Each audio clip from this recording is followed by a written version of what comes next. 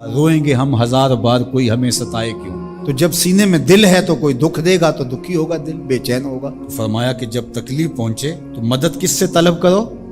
صبر سے، کہ اللہ مجھے توفیق صبر دے۔ روایت ہے کہ سلمان رضی اللہ تعالی عنہ حاضر ہوئے اور ان کے چہرے کے اوپر کوئی ایسے آثار تھے کہ جس کا بہت بڑی پریشانی ہو، تو ان کو کہا کہ تمہارا جو دکھ ہے وہ اس کو کہو جو دکھ کا مداوع کر سکتا ہے، غم اسے کہو جو غم خار ہو، جو غم خار ہی نہ ہو اسے غم کہنے کا فائدہ۔ بعض اوقات لوگ خام خواہ بے چین ہوتے کہ میرے کو پوچھے تمہیں کیا ہے، چہرے کے اوپر جو ہے وہ خشونت سجائے، چہرے کے اوپر جو ہے وہ اداسی سجائے، آپ کو صدمہ پہنچے تو بعض اوقات ٹھیک ہے، انسان بے بس ہو جاتا ہے، اس کے چہرے بچھرے سے اس کا ظہور بھی ہوتا ہے، لیکن کچھ ایسی چیزیں جو چھپائی جا سکتی ہیں اس کو چھپائیں۔ ہنس کے پی جا تلخی ایام کو ناصر، غم کے سہنے میں بھی قدرت نے مزہ رکھا ہے، غم برداشت کریں، اندر اتار دیں اس کو، اس کا اجر رکھا گیا ہے، اس کا صلہ بتایا گیا۔ تو ہر چھوٹی چھوٹی بات کو لوگوں سے شیئر کرنا یہ نہیں، ٹھیک ہے کبھی آپ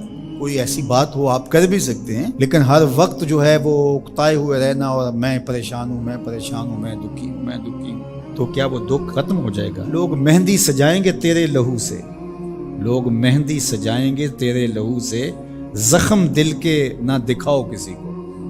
لوگ تو اس سے طرح مذاق بھی اڑائیں گے، اور جب تم ہنستے ہو تو زمانہ تمہارے ساتھ ہنستا ہے، اور جب تم روتے ہو تو زمانہ تمہارے ساتھ نہیں روتا۔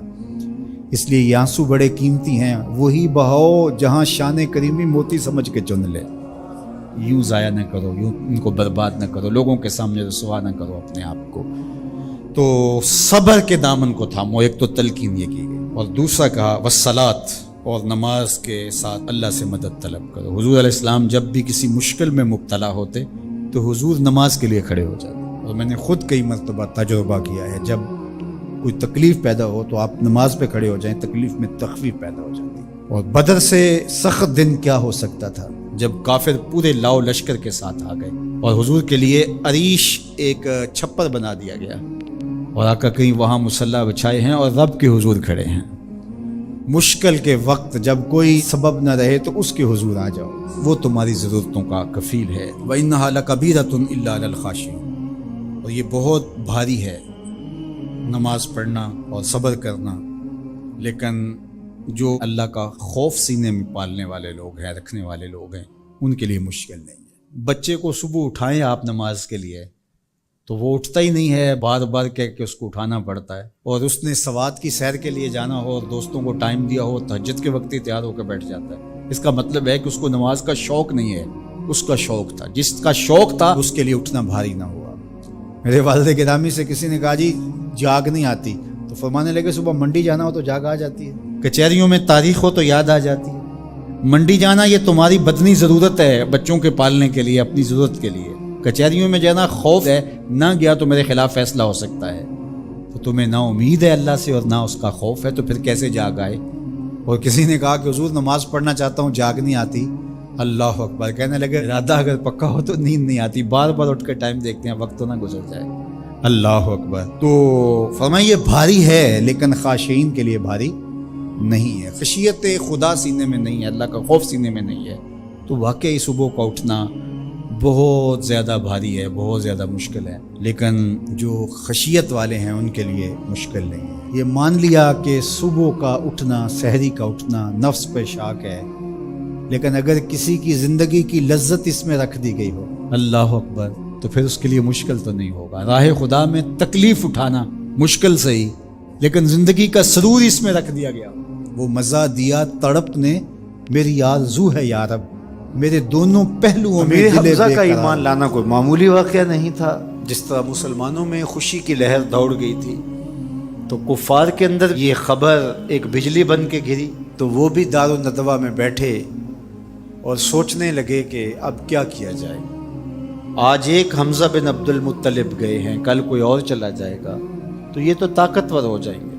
عمر بن خطاب مجلس میں موجود تھے، کہا تم قصہ چھوڑو، یہ کام میرے ذمہ رہا، میں بانی اسلام کی زندگی کا چراغ ہی بجھا دیتا ہوں۔ روز روز کا قصہ ہی تمام ہوتا ہے، تلوار حمائل کی اور ارادہ قتل سے گھر سے نکلتے ہیں، تقدیر ہنس کے کچھ اور ہی بول رہی ہے۔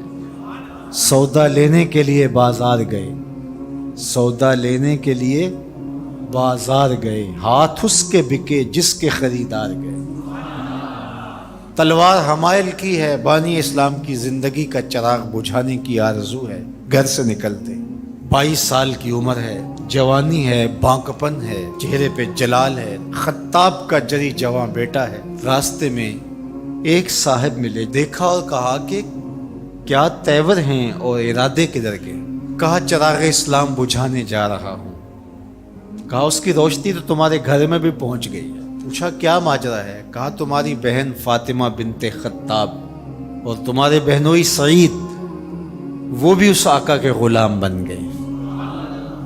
बस गुस्से में बहन के घर पहुंचते हैं और दरवाजे को दस्तक देते हैं। अंदर कारी कुरान उनको कुरान सिखा रहा है।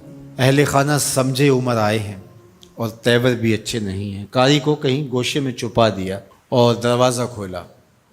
दरवाज़ा खोलने की देर